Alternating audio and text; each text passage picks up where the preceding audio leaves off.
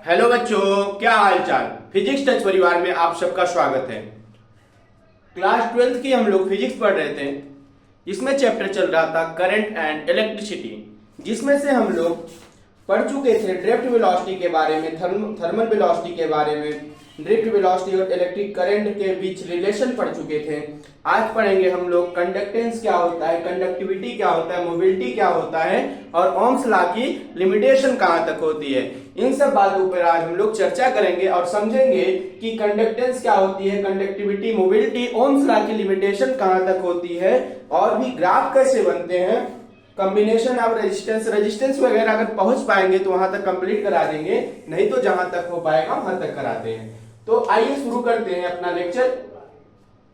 तो आप लोग फटाफट से जुड़ जाइए और आप लोग वीडियो को स्किप मत करा करिए, कंटिन्यू वीडियो को देखा करिए, तभी आपको पूरी तरीके से ये लेक्चर आपको समझ में आएगा। तो देखिएगा कंडक्टेंस क्या होता है। Conductance, the reciprocal of resistance is called conductance of a conductor. Reciprocal मतलब 1/, जो दिया है कंडक्टेंस यानी कि रेजिस्टेंस का रेसिप्रोकल, इसका reciprocal, the reciprocal of resistance is called conductance of a conductor. Reciprocal करने का मतलब होता है कि इनवर्सली प्रोपोर्शनल 1/r। तो इसका फार्मूला होता है G बराबर 1/r। G है हमारी कंडक्टेंस, 1/r ना। 1/r क्या है? R है हमारा रेजिस्टेंस और जिसकी यूनिट होती है ओम इनवर्स, या फिर ओम इनवर्स को ही कहा जाता है साइमेन ना। कंडक्टेंस क्या होती है? कंडक्टेंस होती है रेसिप्रोकल ऑफ रेजिस्टेंस। ठीक, समझ में आया? तो कंडक्टिविटी अब पढ़ते हैं। कंडक्टिविटी क्या होती है? The reciprocal of resistivity of a conductor is called conductivity. Conductivity विद्युत का चालन जिसमें होता है वही होता है conductivity. The reciprocal of resistivity of a conductor is called conductivity. तो ये है क्या? सिग्मा बराबर 1/रो। सिग्मा इज इक्वल टू 1/रो। सिग्मा है हमारी कंडक्टिविटी, रो है हमारा क्या?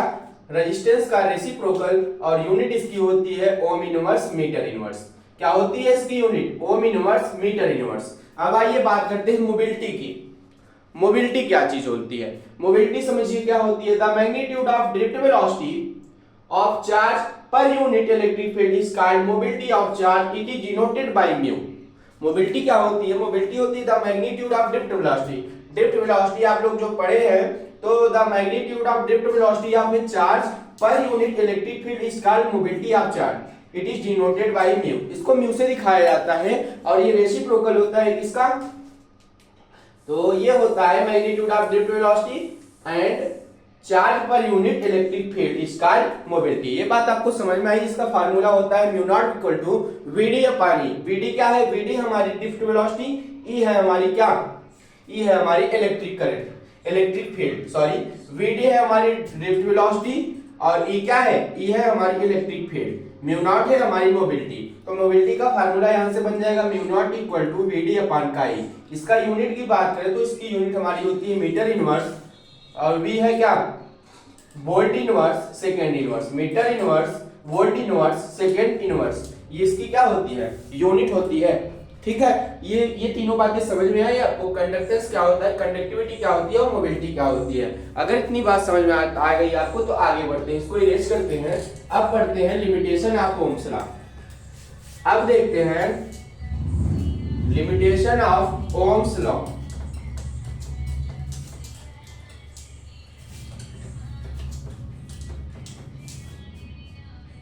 क्या? लिमिटेशन ऑफ ओम्स लॉ लिखिएगा। Limitation of Ohm's law.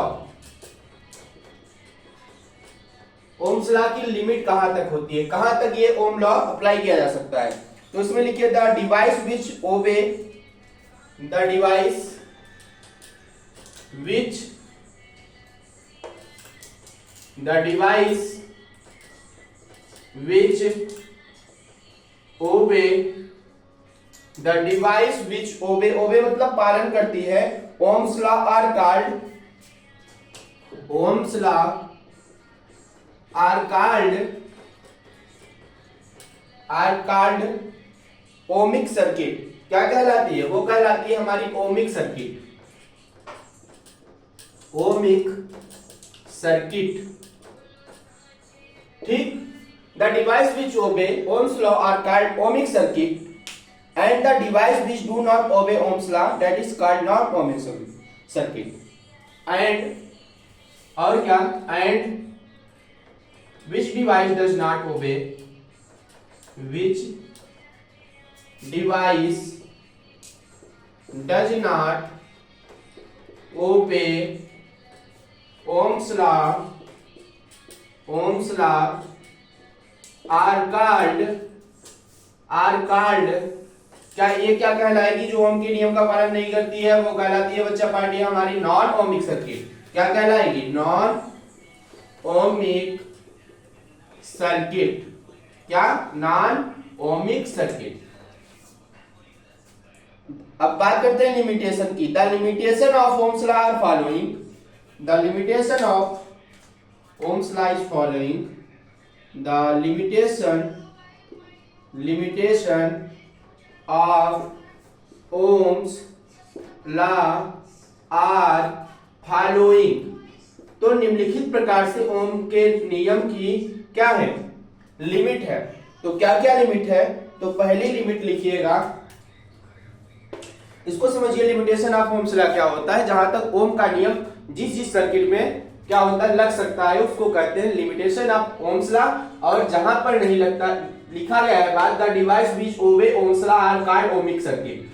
इस प्रकार का डिवाइस, इस तरह का डिवाइस कह लीजिए जो ओम के नियम का पालन करता है, ओमिक सर्किट कहलाता है। और जहां पर ओम का नियम का पालन नहीं होता है वो कहलाती है नॉन ओमिक सर्किट। अगर इसकी लिमिट की बात की जाए तो पहली लिमिट इसकी होती है कि क्या? पोटेंशियल डिफरेंस में, पोटेंशियल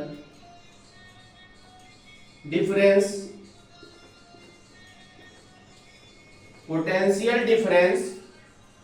में वेरी नॉन लीनियर, में वेरी नॉन लीनियर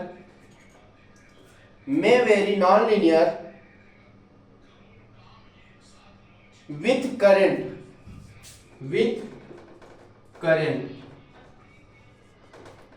तो समझिए, पोटेंशियल डिफरेंस में very non linear with current. इसमें जो पोटेंशियल डिफरेंस होता है वो नॉन लीनियर होता है, यानी कि समांतर नहीं होता है। पोटेंशियल डिफरेंस विभवांतर की बात करते हैं तो विभवांतर इसका हर जगह समान नहीं रहता है, उसका ग्राफ क्या होता है? घटता बढ़ता रहता है। अगर इसका ग्राफ बनाए हम लोग तो ग्राफ कैसे बनेगा? पोटेंशियल डिफरेंस में very not linear with current. तो इसको हम लोग बना सकते हैं ऐसे।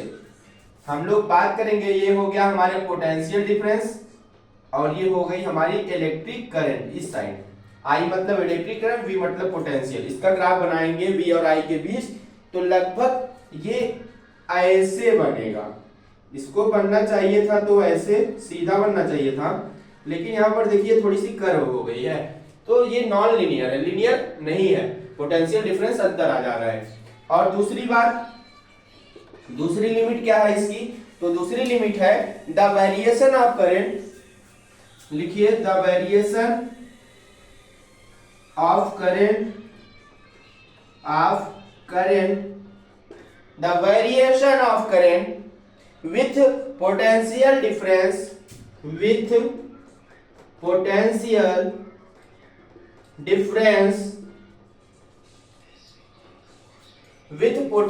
difference dependent the sign of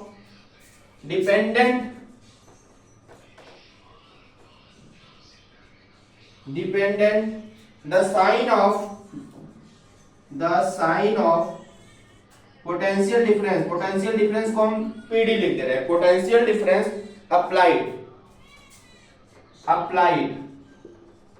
इसका ग्राफ कैसे बनेगा? The variation of current with the potential difference depend in the sign of potential difference applied. इसका ग्राफ अगर देखना चाहे तो इसका ग्राफ ऐसे बनेगा। ये हो गई हमारी क्या? इस साइड ले लिए, नीचे की साइड हमारा हो गया V। इसका ग्राफ कुछ ऐसे बनेगा। एक मिनट,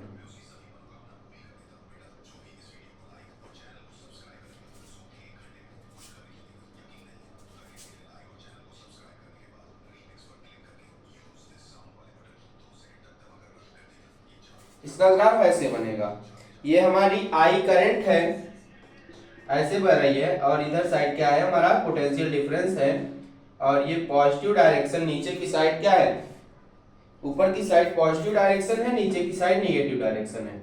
तो ये है potential, the variation of current with the potential difference dependent the sign of the potential difference applied. ये बात समझ में आई। तो तीसरा लिमिट हम लोग देखते हैं, इसको इरेज करते हैं और यहीं पर लिख देते हैं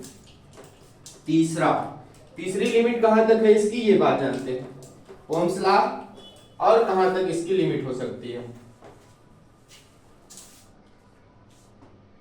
तो देखिए तीसरा लिमिट इसका, the relation between potential difference, the relation between potential difference, PD लिख दे रहे हैं, पोटेंशियल डिफरेंस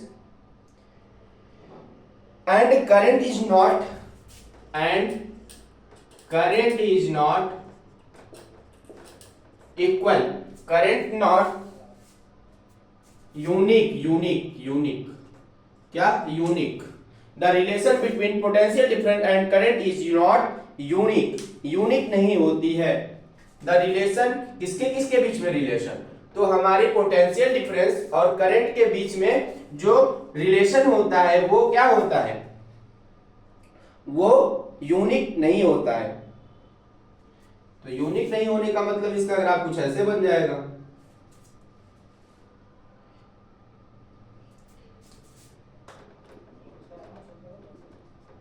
ये है हमारी लीनियर रीजन, ये क्या है लीनियर रीजन, यानी कि यहां पर तो समांतर चल रही थी, ये है नॉन लीनियर रीजन, ये है नॉन लीनियर रीजन, और क्या निगेटिव रेजिस्टेंस रीजन मतलब क्षेत्र, एरिया ना। तो इसका ग्राफ कुछ इस तरीके से बनेगा। आपको समझ में आया कि लिमिट क्या कहां तक लगती है किसकी, तो लिमिट हमारी ओम्स लॉ की यहां तक लग सकती है, यहां तक लग सकती है। ये बात आपको समझ में आ गई होगी कि ओम्स लॉ की लिमिट कहां तक है। ठीक,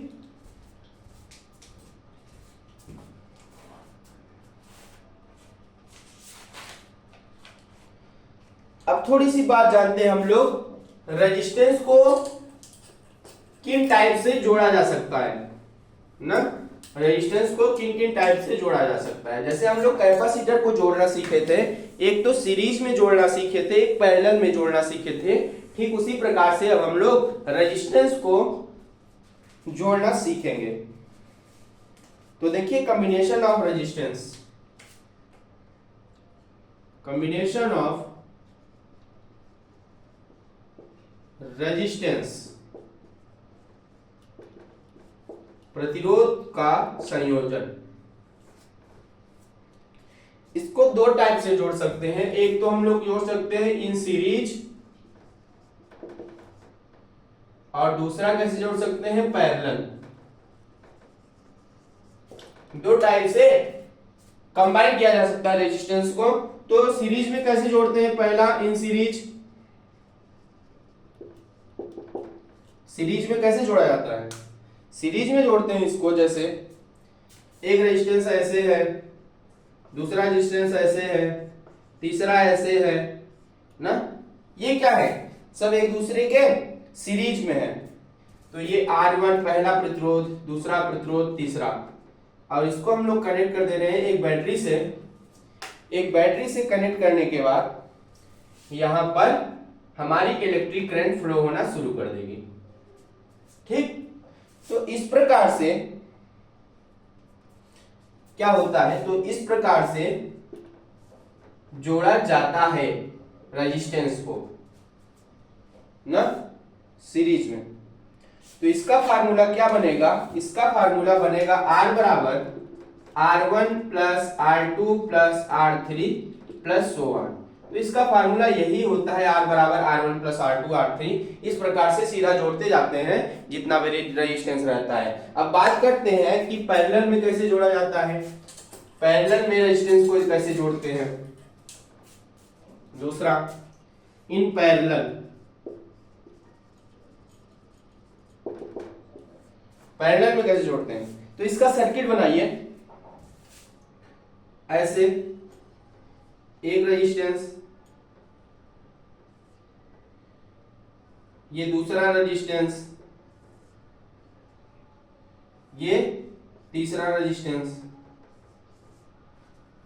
R1 R2 R3, इसको बैटरी से कनेक्ट कर दीजिए। यहां पर A, यहां पर I इलेक्ट्रिक करंट बह रही है। तो ये सर्किट बन गया कि पैरेलल में कैसे जोड़ा जाता है। तो आपको दिख रहा होगा कि ये जो R1 R2 R3 है सब एक दूसरे के पैरेलल हैं। तो यहाँ पर इस प्रकार से जोड़ने के लिए इसका फार्मूला हम लोग लगा देंगे क्या, कि 1/R बराबर 1/R1 plus 1/R2 plus 1/R3, या फिर जितना भी रहेगा हमारा रेजिस्टेंस उसको जोड़ देंगे। तो इसका फार्मूला ये होता है 1/R बराबर 1/R1 plus 1/R2 plus 1/R3। इस तरीके से जोड़ा जाता है। ठीक, तो आज आपको ये क्लास कैसी लगी। हम लोगों ने आज पढ़ा क्या क्या, कंडक्टेंस के बारे में, कंडक्टिविटी के बारे में, मोबिलिटी के बारे में, और लिमिटेशन ऑफ ओम्स लॉ, और कॉम्बिनेशन ऑफ रेजिस्टेंस। रेजिस्टेंस को जोड़ना सीख लिया कि रेजिस्टेंस को कैसे जोड़ा जाता है पैरेलल और सीरीज में। ये बातें हम लोग आज जान लिए। तो बाकी कल हमारा रहेगा इस टॉपिक में electrical energy of power, electrical energy and power, उसके बाद इलेक्ट्रिकल पावर, फिर commercial unit of electrical charge, फिर इलेक्ट्रिकल सेल पढ़ेंगे। उसके बाद जो भी चीजें आएंगी इस चैप्टर में, जितनी भी बातें होंगी वो हम लोग कंटिन्यू नेक्स्ट क्लास में करेंगे। तो आज के लिए बस इतना ही। आप लोग को ये क्लास कैसी लगी कमेंट बॉक्स में जरूर कमेंट करके बताएं। और बाकी भी जो कुछ डाउट है, जो भी चीजें ना समझ में आ रही हो, या फिर हमसे कहीं पर कोई मिस्टेक हो रही हो, तो उसको आप लोग जरूर कमेंट बॉक्स में अपना कमेंट पिन कर दिया करिए। तो आज के लिए बस इतना ही। जय हिंद।